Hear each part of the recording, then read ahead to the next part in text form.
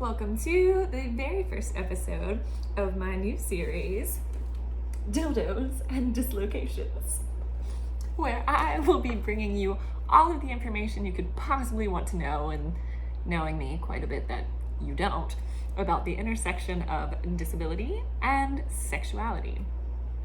Coming to you live from my studio apartment, I'm your host, Rye. If you don't know that already, you are obviously new here and in for a treat. So, welcome. This is obviously quite different from where I'm usually coming to you guys, which is like disheveled in my car after an 8-hour shift at the hospital and usually bitching and scaring people with the whole driving and talking thing. I figured this was safer. I spent way too much time on that sign. So appreciate my non-existent art skills. Yes, mother, it is supposed to be crooked. You can blame my girlfriend for that one because she told me it was perfect just like that because, quote unquote, nothing in my life has ever been straight. I need a laugh track. Like that would be where the laugh track goes. Where slowly each series that I put out, it gets better. First you just get like me in my car, like all of that. And now there's like lighting and like a sign. There will be more signs. I have a drink. I've got notes, kind of, not really. So let's just get into this thing, shall we? So today's topic, I figured, start at the beginning. If you want a little bit of history about me as a person, the in-depth version of that, who I am, why I'm interested in sexuality as much as I am, disabilities, all that jazz, there is an entire prequel episode. You can scroll forward, I'll probably link it down below. But just a little bit about myself before we dive into today's topic. My name is Rye, or Ryan, whichever you want, I go by both. I am a 29-year-old cisgendered female who identifies as a rainbow, basically. My sexuality is fluid. That's what it is. That's what we're calling it. I am a registered nurse by day, sometimes by night. Background is in emergency medicine, but my very first degree, because I did things backwards, was in health sciences with a concentration in human sexuality and public health education. So, needless to say, I know a lot of shit about a lot of shit now. I have a lot of interests, is what that means. Eventually, I will have my little degrees back here hanging up so I look super professional as I talk to you about dildos and dislocations. For those of you who are interested in the name, first of all, my lovely follower M is the one responsible for this madness. Those of you who submitted other possible names for this series, don't worry, you will see them again. I have saved every last one because they're amazing and plan on using them as episode titles because God bless America, they're great. That was the best thing. So I explained the dildos part. The dislocations part would be because I have a disability called Ehlers-Danlos syndrome. Ehlers-Danlos syndrome, classical-like with Marfanoid traits, and yeah, that's a mouthful. Basically, I use a wheelchair because all of my joints are made of silly putty and they dislocate very easily. If you'd like to know more about that, you are in the right place. If you're viewing this, just go look at, any of the 400 posts on this page and it'll tell you a little bit more about my life as a disabled woman. I am an open book. I talk very candidly. I say fuck a lot. If these things are too much for you to handle, I suggest scrolling on. If those things are too much for you to handle, I have questions about how you ended up on a series called Dildos and Dislocations. Yes, other little things about me just so that people know. I talk really fast. I try to slow down, but I get excited. I have a bit of an accent when I get going because I am from Southwestern Virginia and it just happens. Other little things about me, I have a Chihuahua Pug mix whose name is Oliver. He may pop up in these episodes, so in case you hear me talking to a dog off screen, that's Ollie. And I am currently in a relationship with the most gorgeous woman that I have ever seen in my entire life, whose name also happens to be Ryan, and she also happens to be disabled. So if you hear me referencing myself in the third person, usually I try to say, hey, I'm talking about myself, or I'm talking about my girlfriend. Okay, I think that's all the housekeeping that I needed to do. So let's get down to it, shall we? Like I said, I thought the first episode we would do well starting at the beginning. So, the letter of the day, you see. No, today's topic is consent. So, what is consent? Well, I just happened to look up the definition and write it down right on my little happy notes right here. The definition of consent given to us by Webster's Dictionary says permission for something to happen or agreement to do something. Consent can be used in many different worlds. In my background as a registered nurse, we basically have to get consent from every single alert and oriented patient to do absolutely anything to them.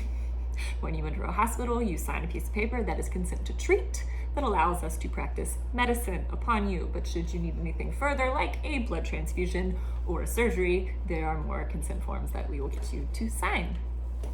How does this have anything to do with dildos and dislocations, you may ask? Well, I also have a bit of a history in the BDSM community. Those of you who are familiar with the BDSM community, the first thing that you are going to do before starting a scene or going into an agreement in a BDSM situation. In the BDSM world, there are things called scenes that are practiced, which is basically any kind of sexual, doesn't always have to be completely sexual, intertanglement between two consenting adults, whether that is a flogging scene, whether that is, massage, straight up down and dirty sex. I mean, the list goes on and on. That's not what today's topic is, though. But I've talked about this before, and that's why I thought this would be a good place to start. Because in the world of BDSM, the first thing that you're going to do with a new partner is you're going to sit down and you're going to hash out things called hard and soft limits. Those are basically, hard limits are things that you will absolutely under no circumstances do. These are things that you're on your absolutely not gonna happen list. For me, that's at clowns. Clowns are a hard limit, for any of you who are wondering. I hate clowns. I hate them. Soft limits are things that right now you're kind of, it's like your yellow light. That's something that you're kind of unsure about, something that you're kind of like, you know what, maybe with a little bit more conversation, or hey, if we're going to do this, could we, talk about it a bit first. Those are soft limits. And the point of this is so that you and a new partner can hash out things that you enjoy and do not enjoy. This is a very hard and fast rule in the BDSM world, where it does not matter where you go, it does not matter who you practice with. This is the first conversation you are going to have. A little PSA up here. If you ever enter into a BDSM agreement and anyone says anything badly about consent or refuses to have the conversation about consent, run, wheel away quickly, because fuck them. No, we don't play that shit. Why am I talking about BDSM? Because oftentimes, as a disabled woman, when I'm entering into whatever I'm entering into, if I'm about to have sex, if I'm about to be intimate with someone, there's going to be a conversation had about my body. My body does not look nor act like everyone else's body on the street. Other spoiler alert, neither does anyone's, whether you have a diagnosed disability or not. We'll come back to that. So, when entering into a new sexual arrangement, for me, I'm going to have that conversation first. I'm going to say, hey, these are some issues that I have because of my disability. For example, my hips dislocate. pretty much every time I have sex. One is going to pop out, it's going to be a whole thing, and we're going to have to pop it back in. That's a conversation that I have to have. Also, I have some decreased sensation sometimes because of nerve medications that I'm on, and also just nerve damage from constant hip dislocations. I also like to talk about other places where I have decreased sensation because of constant dislocations over the years. And, you know, also just, hey, this is what I enjoy sexually, and this is what I don't. Why this is like brand new information to most of the able-bodied vanilla community world, I don't know. It's not a hard conversation to have. Before I was a wheelchair user, before I used mobility aids, I have dated disabled humans or been intimate with other disabled people.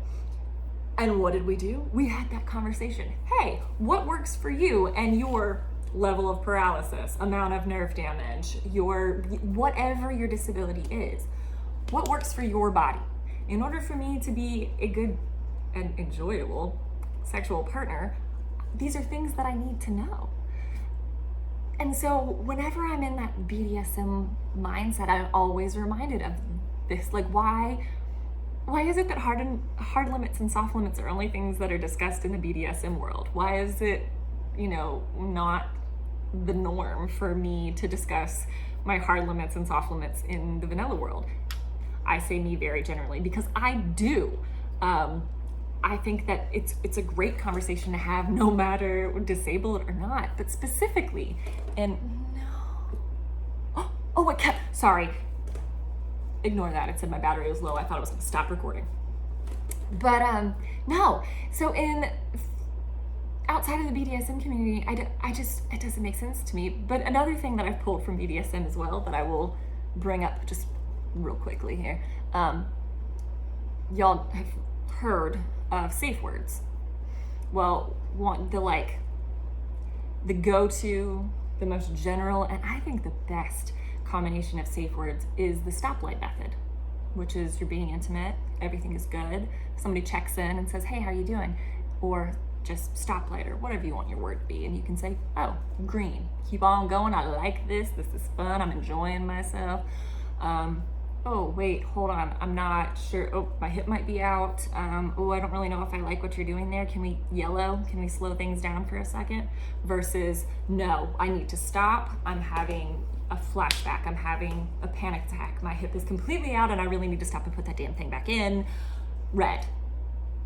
If red is called, everything stops, everything ceases, you check in, you find out, hey, what's going on, how can we fix this? So those are my two big things that I've taken from my experience in the BDSM and kink community. So we're gonna I know that was a lot, and that was a lot really fast because this is a short episode just because I had to do some introducing since this is the first one. But consent, no matter what you're doing. I don't care if you're just going to touch somebody's wheelchair for the first time. Hey, are you okay if I do this? Hey, does this feel okay for you? Hey, can I kiss you? So sexy. God, I love it when people do that. Like the first time. Consent. It's sexy. Yes. Also, just that conversation. And it totally doesn't have to be super sterile. Like, hey, what are you into? Let's we're texting. Let's talk about what are some likes and dislikes. Oh, I really like it when my partner does this. Oh, yeah, this leg spasms when you do this, but if you kiss me on my collarbone, I don't have sensation below this place, but if you touch these erogenous zones, this motion, if you blow on my earlobe, suck on whatever it is, this is how my body experiences pleasure. This is how I experience pleasure. And if you want to experience pleasure with me, this is what you will do. It's a conversation you should have in every sexual experience, disabled, able-bodied, BDSM, vanilla as hell, I don't care. Do the thing. Talk. Communicate, consent. Also, stoplight method, great way to monitor the situation, make sure everybody's feeling good, doing good, and everything's going well, and if anything happens, call red light and everything stops, fix it, and dive back in. Okay, that was a whole lot, but I only have 10 seconds left. But thanks for tuning in. If you like what you see, drop a comment below, send me a message. I'll see y'all next week.